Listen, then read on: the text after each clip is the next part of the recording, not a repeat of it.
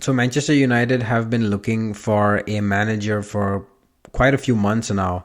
And in the end, it came down to Mauricio Pochettino versus Erik Ten Hag. So what are the key criteria that Manchester United looked at when they were trying to make a decision between these two really excellent managers? That's something that we're going to look at in today's video. So the criteria that we're going to look at is of an advanced nature. We're going to assume that clubs already understand what they want in their coaches in terms of basic qualities like man management or simple tactics. We're going to assume that all of that's out of the way and then look at specific advanced criteria that big clubs use to match up managers against each other. So we're going to look at specifically 5 key categories that Manchester United looked at when they were assessing Erik Ten Hag and Mauricio Pochettino at an advanced level, and how these two compare against each other on a scale. So the first criteria at number 5 is the playing systems and tactics versus the players themselves. Pochettino and Ten Hag have fared really well in this category. Pochettino at Tottenham and at PSG, he relies specifically on a system and then finds the right players to play in that system, and he plays players to their strengths all the time. And this has been very notable in his Tottenham time when he actually formed a system and then got rid of players that were either duplicative in nature or did not fit in that system, and promoted some of the young talent through the ranks like Harry Winks, who actually took on that central midfield role for Pochettino. Erik Ten Hag has a very similar philosophy. He really finds good formation, good tactics, and then finds the right players to fit in that. It's not vice versa. It's not Erik Ten Hag takes good players and then finds what formation suits those players. So this is a big red flag in the form of Cristiano Ronaldo, for example, where Erik Ten Hag is going to find a system to play at Manchester United and then decide if Ronaldo really fits into that system or not. Other players that may be at risk here could be Marcus Rashford, who Erik Ten Hag may prefer playing as an out-and-out number 9. And most recently, Rashford has played along the wings as a number 11. So these are some of the key criteria that Manchester United definitely looked at, and they wanted a manager definitely that is going to build a winning system, a winning formation, and the tactics and strategy will follow based on that, and then find the right players to follow. At number 4 is the transfer policy, and this is something that has been a big problem at a lot of big clubs in the last 5 to 10 years. A lot of the times the managers identify which players they want to bring in, and then it's up to the director of football or the chief executive to actually sign off on those players. In this case, it was very debatable how much say the actual manager would end up having in the future Manchester United recruitment policy. This is where I think Erik Ten Hag had a very favorable outcome. I think Mauricio Pochettino went with the flow and did not challenge the status quo at Manchester United, and he was okay with whatever the hierarchy decided. From what we hear in reports, Erik Ten Hag actually challenged the way Manchester United approach recruitment today, and then thought of new ways and new ideas where he would want to be more involved in that recruitment process, and this was a deal breaker for him.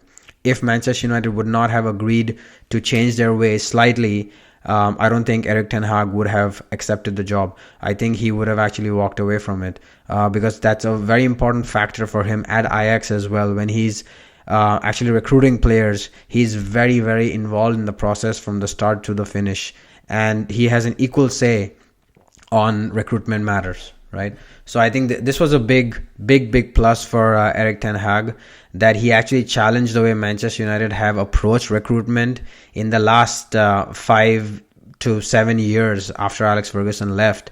They haven't really been very successful, right? And an excellent example of this is Manchester United's pursuit of Fabregas when David Moyes joined in, and they spectacularly failed in that pursuit.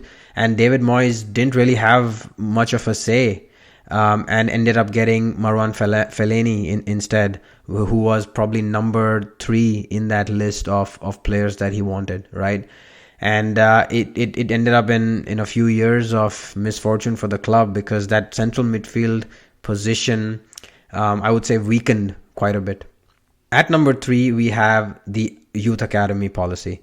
And I think this is where Pochettino and Ten Hag fare very, very well. And they're a class above the rest in comparison with other managers across Europe. Both these managers believe very heavily in the youth system.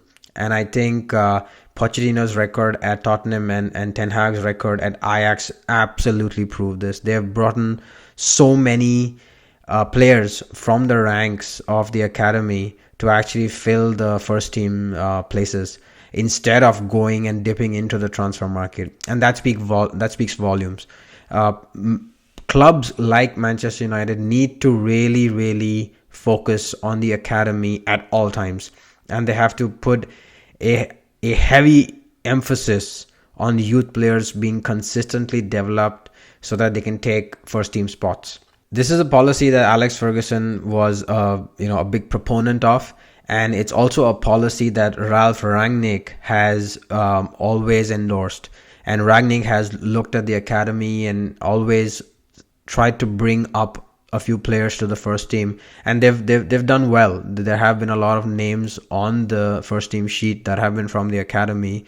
A few players even got first team spots. So from a Manchester United perspective, this was a very big criteria, and both Pochettino and Ten Hag really fit the bill in this case. At number 2 is the overall football philosophy, and in this case as well, Pochettino and Ten Hag are some of the best, right? In terms of philosophy, when we say philosophy, we mean the playing style, the way you approach the game, the way you approach the players playing the game.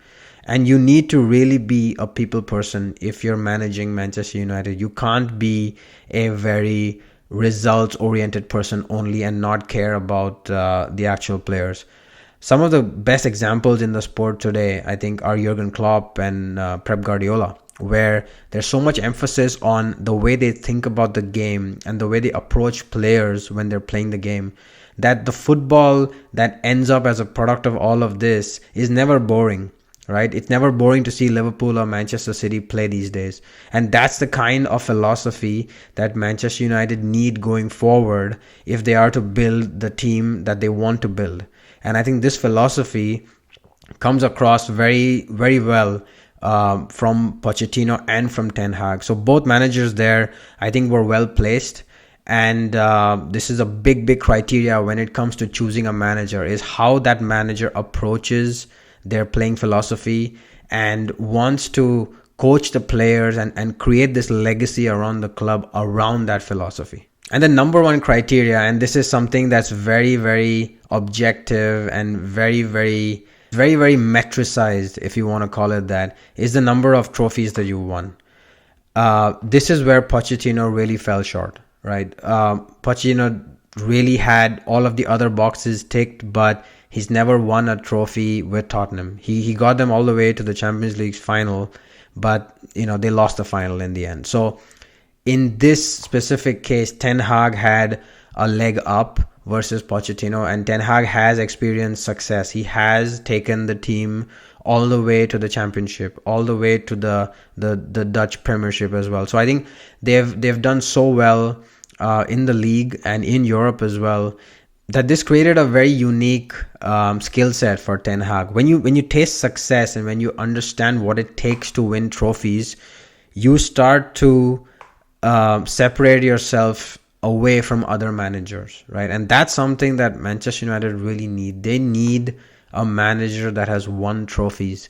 They sort of got this in Jose Mourinho, but then they didn't get it in Solskjaer, for example, right?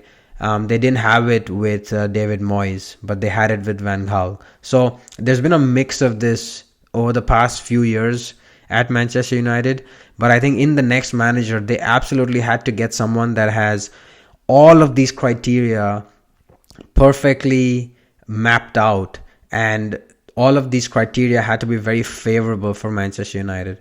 So I think when they went out and searched for that manager, apart from all the basic attributes that they look for in a manager, these five things were the key areas where Ten Hag really came out on top, and he ticks the box in all of these five categories. And I think that's the reason there's so much confidence and buzz around why everybody thinks he's going to do so well for Manchester United. But again, time will tell what actually happens. But from a criteria perspective, you can't blame Manchester United for choosing Ten Hag over Pochettino because of these five categories that I specifically mentioned. So let me know if you agree with these five categories. I'll be interested to see what other attributes are there that managers should be assessed upon by big clubs.